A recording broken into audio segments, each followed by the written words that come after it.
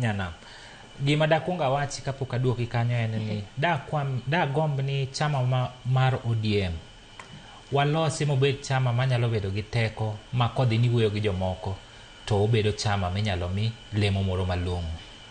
Jatel mar ODM sani miluongo ni Oburu Odinga en ng'ama ber, lakini kipoge go wadgi Raila ne en ng'at ma en gi advisors modhuro mikia kata ni ng'ama obiro kawo wach ne en ng'a. To Oburu en ng'ama ka joma fundamentalist osedi e kona to koni mae gima watimo at the exclusion of the rest. So aparo ni mano ne nyalo bet ka inyalo par ni to chamani onyalo bedo gi jatelo manyalo ywayo sero ji tete ma ok ni bed ni jomoko emomiyo mor to jomoko to igiwang'. Kar NCIC nochaka 2008 bang' post election violence mondo mi obed ni kopono ni ji wuoyo ng'ato wacho weche moko manyalo miyo ji gore to itimone isoko ng'ato. Oonge gi lake manyalo kago ng'ato wan onyalo teri e court. En onyalo mana wacho ni ng'ane ni bika wayudo nitie makosa koro wadwa ni mondo timi nadi ochwali e doho. To an gi weche ariyo kuom jo NCIC gi.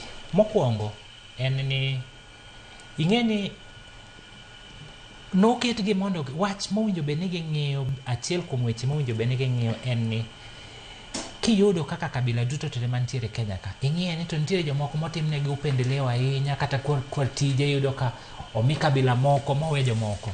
Iwacho kaka idhi KRA ka ibiro yudo ka kabila moko achiel kata ariyo ng'eny moloyo jo kabila mamoko gi. Kidhi tije mag sirikal sani ki adier king'iyo kata polis kata kidhi ibiro yudo ka nitiere kabila moro kadwa luongo nyingi ibiro yudo ka ging'eny moloyo kabile mamoko.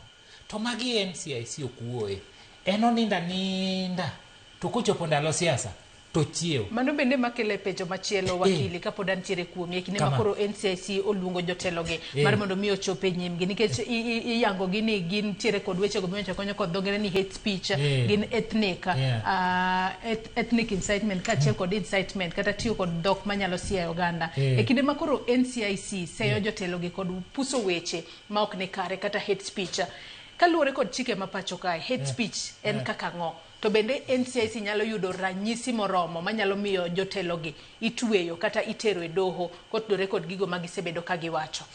Hate speech en wach moro manyiso ni nitiere kaka ok idwar ng'ato kata iwacho wach moro manyalo miyo ikiuka katiba. Inyalo luonge gi weche moko ma katiba wacho. Katiba wacho ni nyaka ibed ng'at moluoro jawadgi kata kiwuoyo gi ng'ato human dignity nyaka bede. Iwacho weche moko manyalo kata mana kelo rochruok kata manyalo kelo dhawo e kind anyuola. Jo NIC luongo jogi to gitimo maber nikech e piny ka nyaka bede dhano nyaka bede ng'at mandayo wiye gi nyaruga moro kata kanyo tidhi marach kata wan ka ng'wadok chien kucho to wacho ni kacha to nadhi maber kacha to timo dhi marach. Koro kanyo excuse me kanyo to NCIC timo maber, lakini point mana wacho mokwongo ni owinjo bed ni ok girita icha ni sa siasa kochopo ka gitimo nikech gik miwacho gi nitiere kaka giaga e ng'uro moko ma ji osebedo godo chien kacha. Ariyo, e jowa ma wana habari weche ma jogi wacho gi joma miyo gi prominence gin wana habari. Koro owinjo bed ni kapok ochopo NIC to kioro reporter kata kapok isomo tiwacho ni ginie obiro affect jomoko machalo nade. Ok ni warito wanto wawacho gi nyong'ong kwasewacho to koro warito ni no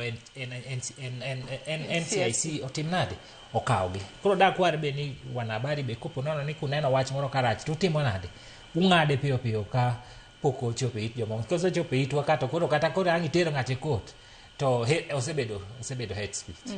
Mane wach ma Nduko, anno kibuonjo. NCIC bende wang' ni wanyalo neno ka timo tije makare.